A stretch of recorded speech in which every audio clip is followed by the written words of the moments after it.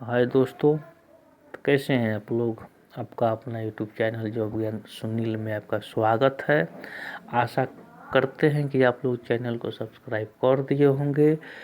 यदि आप चैनल पर नए हैं तो जल्द से जल्द चैनल को सब्सक्राइब कर दीजिए ताकि प्रतिदिन आपको एक बेहतरीन जॉब की जानकारी मिल सके। तो आइए आज की इस वीडियो में एक बेहतरीन जॉब की जानकारी आप लोग को देंगे। तो आइए इस वीडियो को स्टार्ट करते हैं। चलिए दोस्तों, आज के जॉब के बारे में चर्चा करते हैं।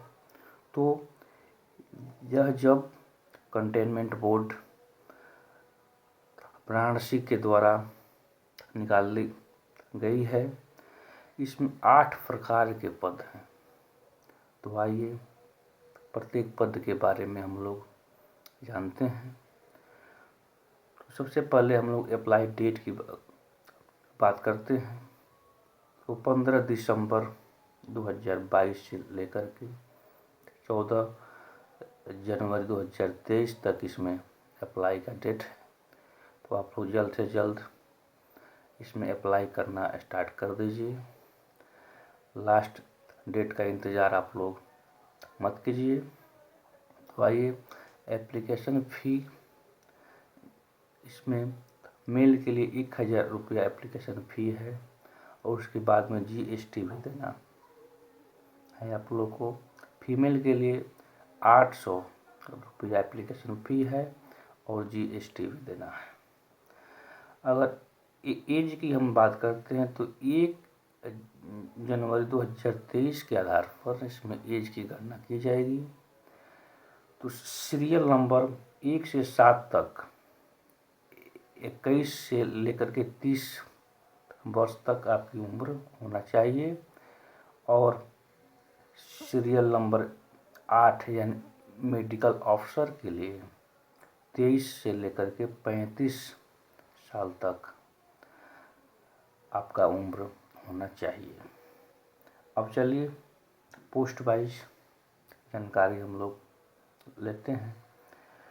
तो जूनियर क्लर्क के लिए सीटों की संख्या 1 है। यह जनरल कैटेगरी के लिए है और इसमें क्वालिफिकेशन इंटर होना आवश्यक है।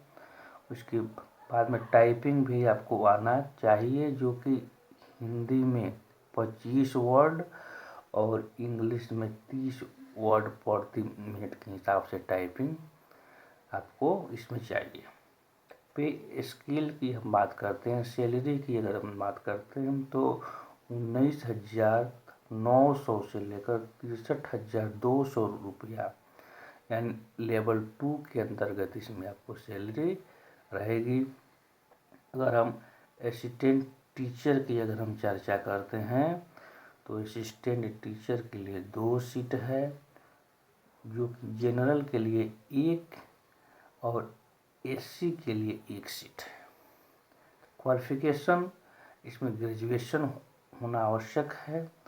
उसके बाद 2 साल का BTC चाहे BEd का कोर्स होना आवश्यक है। उसके बाद में उत्तर प्रदेश गवर्नमेंट के द्वारा या सेंट्रल गवर्नमेंट के द्वारा TET पास होना आवश्यक है। अगर हम सैलरी की बात करते हैं तो 35,400 रुपया से लेकर के 1,12,400 रुपया यानी कि लेवल 6 के अंतर्गत इसमें सैलरी रहेगी। उसके बाद हम मिड वाइफ की अगर हम बात करते हैं तो उसके लिए 1 सीट है। जनरल कैटेगरी के लिए यह सीट है। और एजुकेशन क्वालिफिकेशन की बात करते हैं तो इंटर पास इसमें होना आवश्यक है और ANM का 2 साल का कोर्स भी होना आवश्यक है और 6 मंथ का यानी 6 महीना का ट्रेनिंग सर्टिफिकेट इन एटर्निटी में होना आवश्यक है। इसके बाद 2 साल का एक्सपीरियंस आवश्यक है। अगर आपके पास NCCB का सर्टिफिकेट है तो ये भी बहुत ही आपके लिए फ़ायदे की चीज़ है। अगर सैलरी की हम बात करते हैं तो 21,700 से लेकर के 69,100 रुपया लेवल 3 के अंतर्गत आपको सैलरी इसमें है। उसके बाद पंप अटेंडेंट की अगर हम बात करते हैं तो इसके लिए एक सीट है, क्योंकि जनरल के लिए है। और एजुकेशन क्वालिफिकेशन की बात करते हैं तो 10th पास होना आवश्यक है। उसके साथ साथ ITI इलेक्ट्रिकल में होना आवश्यक है और 1 साल का एक्सपीरियंस भी होना इसमें आवश्यक है। अगर हम सैलरी की बात करते हैं तो 19,900 से लेकर के 63,200 यानी लेवल 2 के अंतर्गत इसमें सैलरी आप लोग को रहेगी। उसके बाद इलेक्ट्रीशियन की अगर हम बात करते हैं तो उसके लिए एक सीट है, जनरल कैटेगरी के लिए है। और एजुकेशन क्वालिफिकेशन 10th होना आवश्यक है। उसके साथ साथ ITI इलेक्ट्रिकल के साथ होना आवश्यक है और 1 साल का एक्सपीरियंस भी होना इसमें आवश्यक है।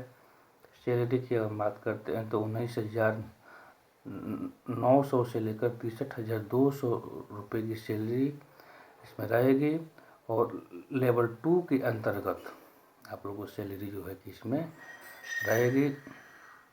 उसके बाद हम वार्ड बॉय की अगर बात करते हैं तो वार्ड बॉय के लिए एक सीट है, ये जनरल के लिए है। और एजुकेशन क्वालिफिकेशन की अगर बात करते हैं तो 10th पास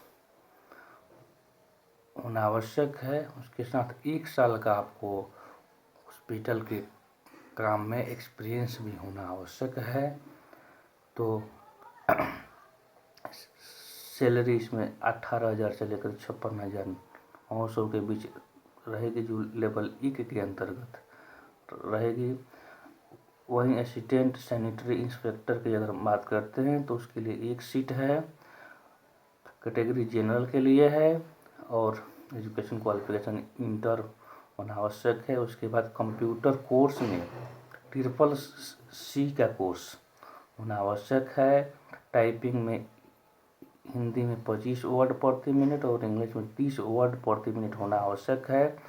उसके साथ 2 साल का एक्सपीरियंस भी होना आवश्यक है और diploma in sanitation and PH में होना भी आपके लिए आवश्यक है। और वहीं सैलरी की अगर बात करते हैं तो 19,200 से लेकर के 63,200 तक सैलरी रहेगी, जो लेवल 2 के अंतर्गत रहेगी। उसके बाद मेडिकल ऑफिसर की अगर हम बात करते हैं तो उसके लिए एक सीट है, जनरल के लिए है और इसके लिए एजुकेशन क्वालिफिकेशन MBBS होना आवश्यक है और 3 साल एक्सपीरियंस गवर्नमेंट सेक्टर में होना आवश्यक है। और उसके साथ साथ मेडिकल काउंसिल इंडिया के द्वारा रजिस्ट्रेशन भी होना आवश्यक है।